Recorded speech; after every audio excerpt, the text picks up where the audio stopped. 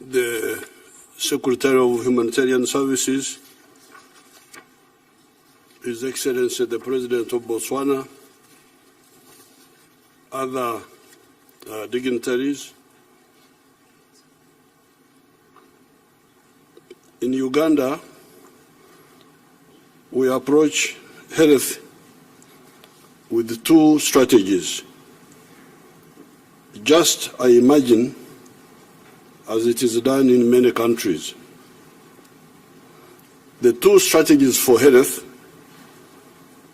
are preventive health care on the one hand and curative health care in case somebody gets sick.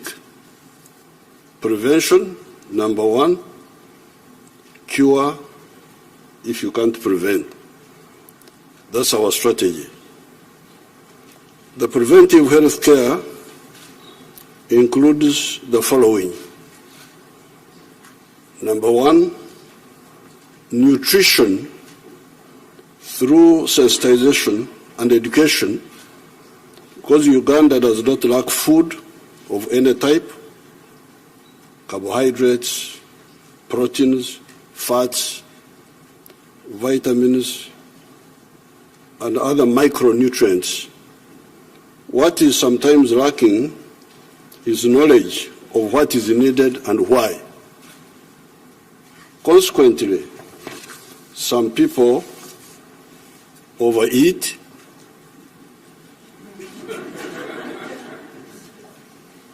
others undereat, and others miseat. In other words, eat what they do not need and fail to eat what they need. Income inequalities, especially in the towns where there are unemployed persons that no longer have access to land, sometimes causes malnutrition. Because in Uganda, most families have land. It is not like in other parts of the world where many people don't have land. In Uganda, it is the other way around. Almost everybody has land. So those who have land, they grow their own food. So the problem is not food, it is to know what food to eat and why. So the second preventive measure is hygiene. Hand washing, proper waste disposal, including latrines and waterborne sewage systems. This eliminates many diseases such as cholera, intestinal worms, hepatitis A, etc. Number three, safe water through boreholes, gravity flow schemes, protected springs, and piped tap water that eliminates many waterborne diseases such as cholera, worms, guinea worms, bilharzia, and other hazardous contaminants like heavy metals that can lead to cancer.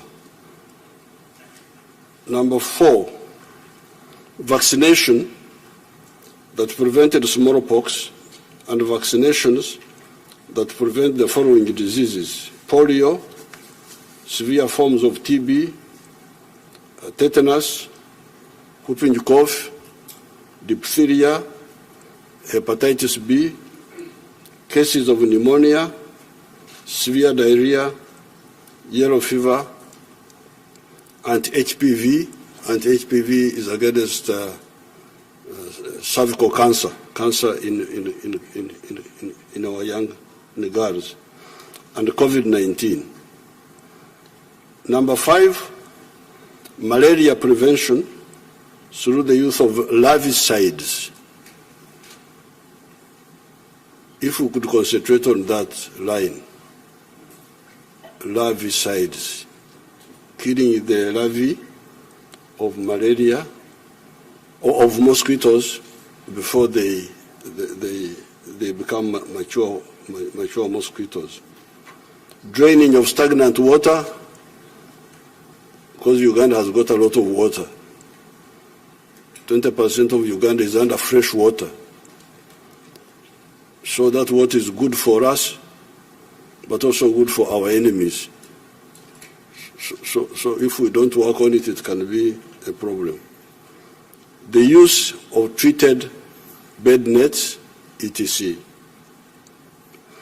Number 6, behavior change that has helped us to deal with HIV/AIDS, because this is a behavior problem, mainly.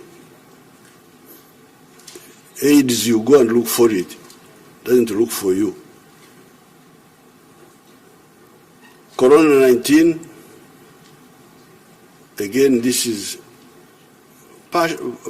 partially a behavior problem, but especially Ebola. I'm glad the Secretary was recognizing our recent little victory against this Ebola. When this Ebola came up recently, there's a new clan. There are different clans of Ebola. There is Ebola Congo and Ebola Sudan. So the one which visited us recently was Ebola Sudan. And people were panicking. I say, but why are you panicking? This is very simple. This disease does not attack you unless you come into physical contact with the one who has got the virus. And not just casual contact, intimate contact. Because it goes through a few places. If the Ebola virus falls on your arm here, it will not affect you. It will not affect you if it goes into the eyes, the nose, the mouth, or through sexual interaction.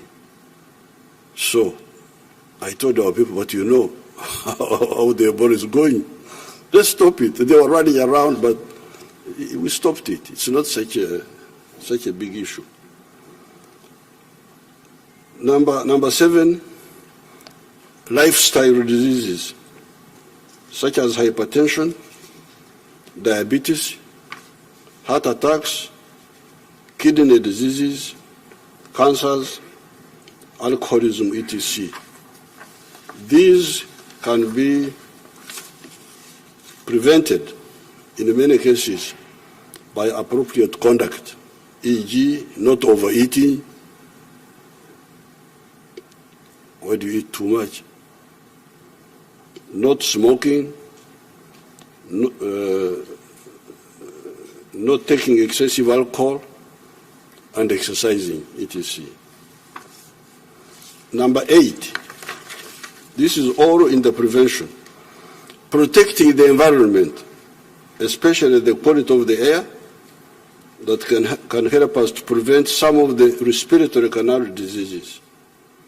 Some of the pollutants can go through food chains, e.g. agrochemicals. Polluting water sources becomes therefore crucial.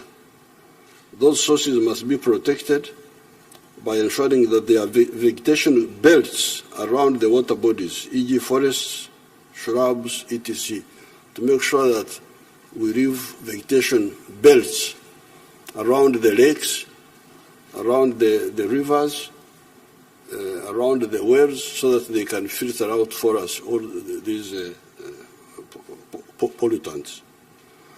By being serious on the above 8 points, if you are serious on these 8, which I have listed here, you eliminate 75% of all possible sicknesses that can afflict our people. That then leaves us with the 25% to deal with.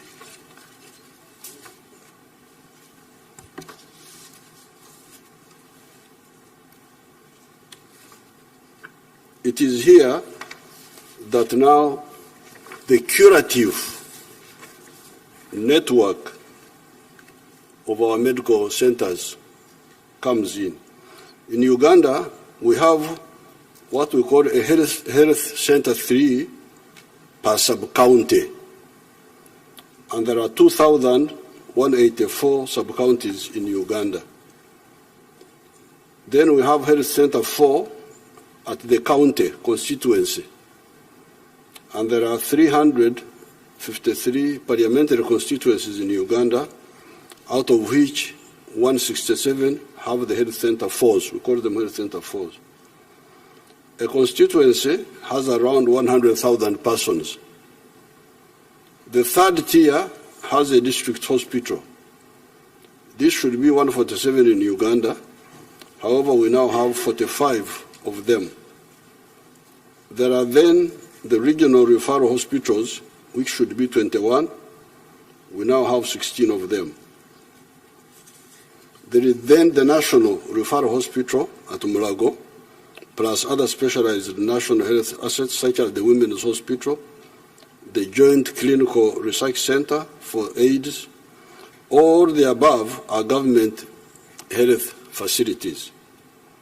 There are, however, many private health facilities belonging to private people, to the churches, to Islamic groups, to private people, both local and foreign. We are now working on eliminating medical referrals abroad, because we have been having that problem of our people going to India, especially, and recently to Turkey. We are trying to eliminate that. Referrals mainly for heart, kidney diseases, and cancers, and sometimes involve organ transplants that have been taking US dollars 70 million from Uganda per year. Those referrals have been taking quite a bit of money from the country. We are going to we are going to reverse medical tourism. Instead of our people going out, we want people to come into Uganda by providing this super specialization service to patients from abroad, also taking advantage of the good high altitude climate of Uganda for the recovery of these patients. Because where they go, the climate is not so good. So when they recover, I think they will recover faster if they are in Uganda, because the climate is very good. Uganda's elevation is between 600 to 21 meters above sea level. So when I land in Washington, I get worried because I see on the computer of the plane that I'm 18 feet above sea level. I get really very worried. So Uganda is between 621 meters above sea level and 5,119 meters above sea level. That is why you find permanent snow on the equator. The picture of the Rwenzori here clarifies that point. In my statement, you will see the picture of the Rwenzori with permanent snow right on the equator. Uganda is therefore moving well on the issues of health. The pressure is to cause our doctors in the districts and nationally to put more emphasis on public health, avoid the sicknesses, instead of waiting for people to be sick and then get treated. This has been part of the colonial training of the doctors. The doctors, the way they are trained they were trained in the past, it was for them to ambush the diseases, wait for people to be sick so that they are treated. But why do you wait for people to be sick? Why don't you stop it? This is our emphasis. They have that orientation. We are trying to convince them to please educate the people so that they don't get sick instead of waiting for them to be sick. That is how our population has risen from 14 million in 1986 to now more than 43 million. The population in 1986 was only 14 million, but it is now 43 million, and it will be 106 million by 2050. So don't worry about this population. I know some people are worried about population, but Africa has actually been underpopulated. So when you are worried about population, don't worry about Africa.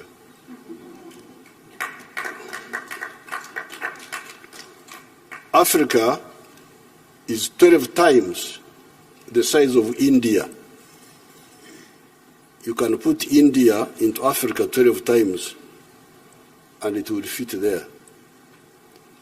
Until very recently, the population of India has been bigger than the population of Africa.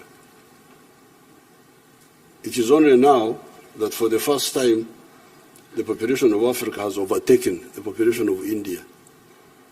So you can see that really the population of the problem of Africa is not overpopulation, but rather the other opposite of underpopulation. This population of Uganda, which has risen more than almost 4 times in 30 years, we have no problem with it. It's not such a big issue. There are 2 areas where we are moving on our own, where in the global share of pharmaceutical production of US dollars 1.42 trillion, Africa's share is only US dollars 16 billion. Of the pharmaceuticals produced in the world, valued at 1.42 trillion, Africa's share is only 16 billion production. Uganda and Africa are better placed to produce many of the pharmaceuticals on account of the plants that we have in our area. Chinkona, which helped humanity with malaria from the year 1630, was a tropical plant. There are other sister plants in the tropics that can help man with many of the health problems. During the Corona-19 pandemic, one of our professors, Professor Patrick Ogwang, cross-matched an ancient antiviral plant product that our people in the northeast of Uganda, Teso, have been using since time immemorial against measles caused by the virus rubiola, with the treatment for Corona-19 virus. And it saved so many lives. This professor, from the village knowledge, traditional knowledge, his education about viruses and so on, when this virus came, we said, oh, but we have got something we use for the other virus, the measles. Let me try it on Corona. And it just kicks it out. Just kicks it out. Uganda, with a population of 43 million, had 170,000 cases of Corona-19. And we lost 3,632 people. You very well know what happened in other parts of the world. You know how many people died. Many more than this one here. We are also working on developing all the types of vaccines needed for the humans and for the livestock. Our scientists have, for instance, discovered an anti-tick vaccine recently. On the side of the diagnostics, we are moving well, as we are doing on the side of sanitizers. Being one of the biggest producers of bananas in the whole world since ancient times, it was easy to enhance the production of sanitizers from the alcohol base and from bananas. In the Great Lakes countries of Kenya, Tanzania, and Uganda, you even come across many names of marwa, wamarwa. When you hear that word marwa, wamarwa, it means alcohol, or referring to alcohol from bananas or from sorghum and millet. So we are able now to upscale this alcohol, which people are using to burn their livers, to instead burn the virus. That's how we're able to get the sanitizers. In conclusion, from Uganda's point of view, we invite friends like the United States and brothers like the African brothers who are here to cooperate with us in the production of vaccines and pharmaceuticals for the improvement of global health. Collaboration between the USA and Africa will enable the world to get cheaper medicines and vaccines. Because remember, our production costs are lower. Our production costs are lower. So if you want cheaper drugs, the place to go is Africa. In our research for vaccines development, we found that we need 17 input chemicals and reagents, including the one known as beta-propiolactone. When we are developing these vaccines, we find we need chemicals and reagents, and one of them is this one. Because I take close interest in this, you may think that I know something about chemistry, but this is just plagiarizing, stealing the knowledge of others. And when I speak, people think, oh, the man is informed.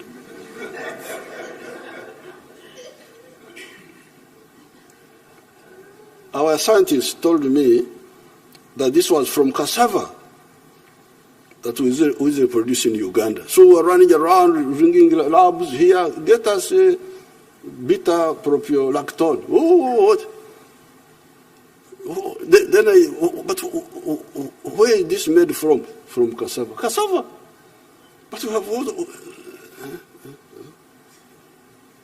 it is not correct to produce unaffordable medicines on account of using expensive inputs when countries like Uganda can produce those inputs cheaply. Our part of the world, the Great Lakes area, had little contact with the outside world until 1841, when an Arab man by the name of Ahmed bin Ibrahim became the first non-black person to come to our area. We had never seen a non-black person until 1841, when an Arab came. And people looked at him. They didn't know that he had a skin. They thought he had no skin, because he was the first non-black people they saw. So in those times, people were traveling by ships and walking on foot for 1,000 miles from the ocean. That slow way of movement, nevertheless, did not stop those travelers bringing the terrible smallpox called Omuze, Ebkacha, Kawari in our languages in 1894 that killed so many people. Those travelers who came from outside brought us terrible smallpox in 1894. If epidemics could spread in spite of the slow pace of movement of those days, how about now, when people can hop from continent to continent in a matter of hours by aircraft? The recent phenomenon of COVID-19 has clearly shown this. This therefore means that, especially with epidemics, like the Secretary said, the health of one is the health of all. I thank you, Your Excellencies.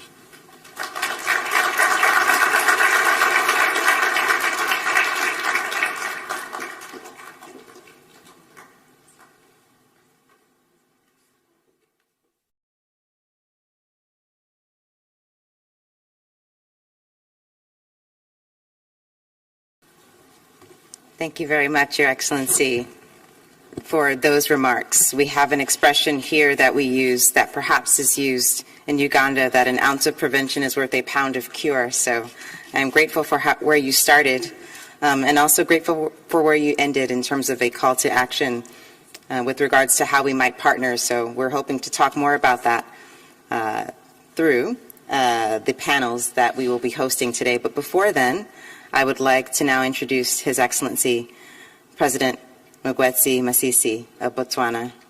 He is the 5th and current President of Botswana, serving since 2018. And he, before entering politics, spent a number of years in education, in teaching and administration. And so we are grateful for his service on a number of fronts. And again, before those political positions, he served in many capacities, but in government, he has been able to serve as Assistant Minister for Presidential Affairs and Public Administration, as Minister of Education and Skills Development, and then finally as Vice President before his current role. And so, Your Excellency, we welcome you to offer your remarks as well. Thank you very much for joining us.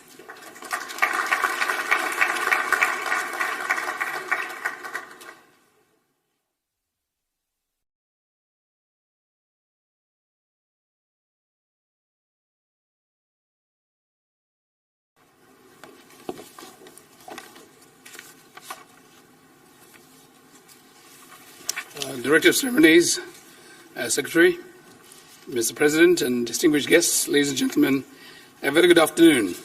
Good afternoon. Thank you. Let me begin by first expressing my gratitude to His Excellency President Joseph Biden for convening this second meeting of the United States and African leaders to take stock of efforts made to respond to the COVID-19 pandemic. I must also hasten to underline the importance of relations between the US and Africa, which are critical to economic recovery across the whole continent. And we also are grateful